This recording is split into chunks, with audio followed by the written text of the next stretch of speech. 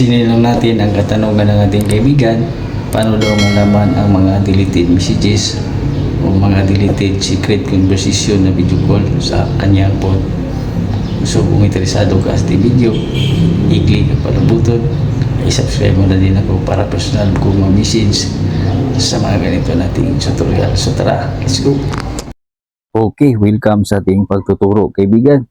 Isang share mo lang, masaya na po tayo. So puntahan na natin ang ating tutorial. So paalala lang kaibigan, kung nais mong malaman ang deleted messages ng iyong anak o jowa, ay doon mo to sa phone niya gagawin. Kung sa iyo naman, ng mga deleted messages o mga unseen messages o mga tawag na video call na delete, ay doon mo ito sa phone mo gawin. Okay?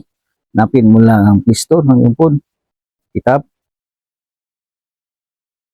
Tap ang search link. I-type mo dito ang itong Notisib. Ito na app ang iyong i-download. Install mo lang sa phone. I-open mo lang. Mo lang yung next. Tap next. Allow. Then tap mo lang itong next. Then i-allow lang natin dito yung Notisib. Hanapin mo lang ang Notisib. Ito. At i-on mo lang. Allow. Then mag-back tayo. Back lang. Then allow uli.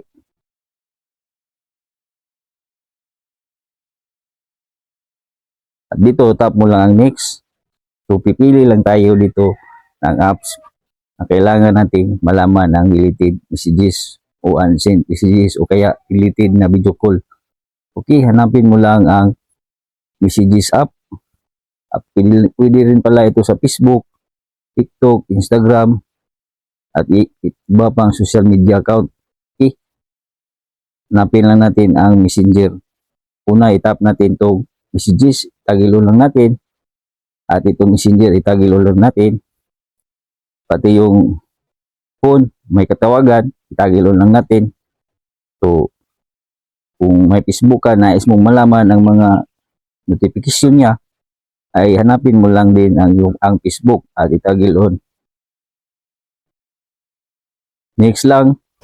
At dito natin makikita yung mga deleted messages, unsent messages, yung mga notifications sa IG, Facebook, TikTok, WhatsApp. Dito mo makikita at pati na yung video call na deleted. At dito na nga tayo, babalik tayo ulit kaibigan sa ating experiment. So i-open natin ang ating Notisib. So nakapag-delete na tayo.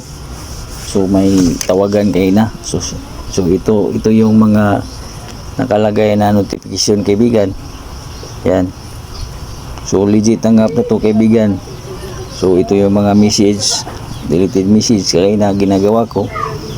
So matagal ko na to app na ginagawa kaibigan kasi nga legit ang app na to. So subukan nyo ding i-install ito sa phone. So huwag kalimutang i-share ang ating videos. Tandaan ang kalaman ay kayamanan. Bless po sa ating lahat.